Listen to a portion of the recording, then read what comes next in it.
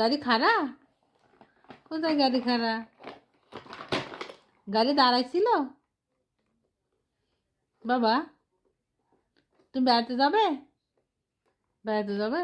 কোথায় যাবে বেড়াতে? তোমার কি গাড়ি খুব পছন্দ না বাবা?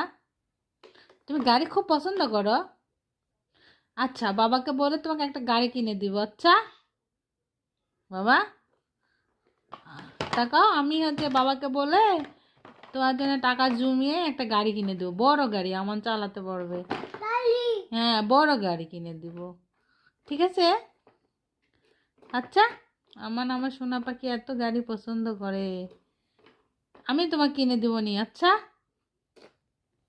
আমি তোমাকে কিনে দিব, যাও, একটু একটু দেরি করো বাবা। ও বাবা,